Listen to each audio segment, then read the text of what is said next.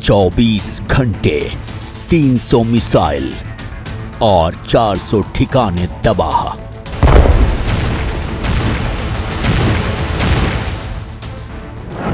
Operation के 60 दिन, Hezbollah की लीडरशिप खत्म। IDF का न्यू ऑर्डर, लेबनान से ईरान तक डर। Hezbollah chief Sheikh Hassan Nasrallah की मौत की खबर आते ही लेबनान से ईरान तक खलबली मच गई है। न्यूयॉर्क में UN जनरल असेंबली में शिरकत करने पहुंचे ईरान और लेबनान के विदेश मंत्री रूस के विदेश मंत्री सरगेई लावरोव से मुलाकात करते दिखाई दिए। इस मुलाकात के पीछे की वजह समझना मुश्किल नहीं है। पिछले 2 महीने में इजराइल ने जिस तरह से अपने दुश्मनों को दफन करने के लिए ऑपरेशन चलाया है, उसकी धमक लेबनान हो या ईरान, हर जगह सुनाई दे रही है।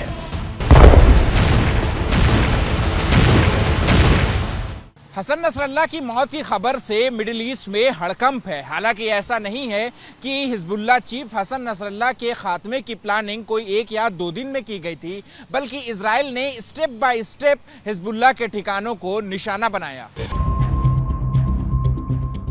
30 जुलाई 2024 वो तारीख जब इजराइल ने पिन पॉइंट हमले में हिजबुल्लाह के दूसरे सबसे सीनियर लीडर फुआद शुक्र को मार गिराया। इस ऑपरेशन के बाद तो जैसे इजराइल ने घर में घुसकर मारने की रफ्तार ही बढ़ा दी और दायरा भी, क्योंकि अगले दिन ईरान में मौजूद हमास का मुखिया इस्माइल हानिये खाक में मिल गया।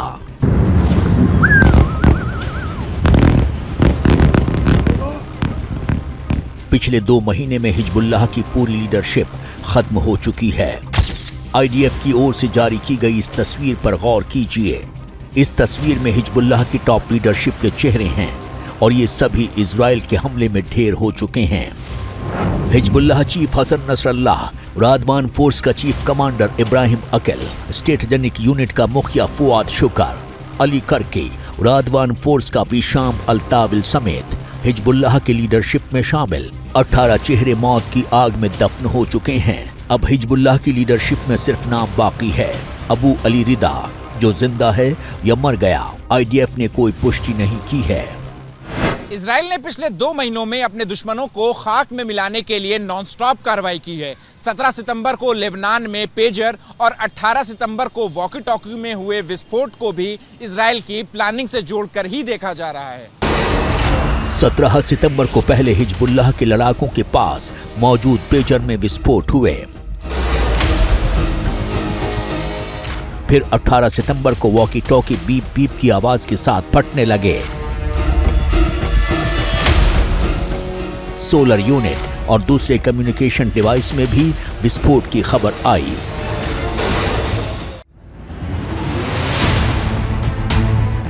बताया जा रहा है कि इन विस्फोटों ने हिजबुल्लाह के कमांडर और लड़ाकों को कंफ्यूज कर दिया है।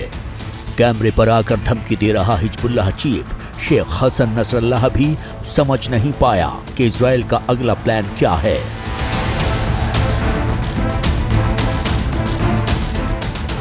दरअसल इजराइल ने हिजबुल्लाह को समझने का वक्त ही नहीं दिया। 18 सितंबर को वॉकी टॉकी सेट्स और दूसरे कम्युनिकेशन डिवाइस में विस्फोट के अगले ही दिन इजराइल ने आसमान से मोर्चा खोल दिया। इजराइल ने दक्षिणी लेबनान में मौजूद हिजबुल्लाह के ठिकानों को निशाना बनाना शुरू किया। 20 सितंबर को मिसाइल से 70 हमले किए, 21 सितंबर को 400 मिसाइल दागे, 22 सितंबर को 150 मिसाइल फायर किए, 23 सितंबर को सबसे ज्यादा 1600 ठिकानों को निशाना बनाया, 24 सितंबर को लेबनान की राजधानी बैरूत पर हमला किया, 25 सितंबर बालबेक और बेल पर हमला किया, 26 सितंबर को फिर बैरूत में हिजबुल्लाह के ठिकानों पर हमला किया और फिर 27 सितंबर को इजराइल ने हिजबुल्लाह के हेडक्वार्टर पर हमला किया, जिसके साथ ही हिजबुल्लाह चीफ हसन नसरल्लाह की कहानी खत्म हो गई।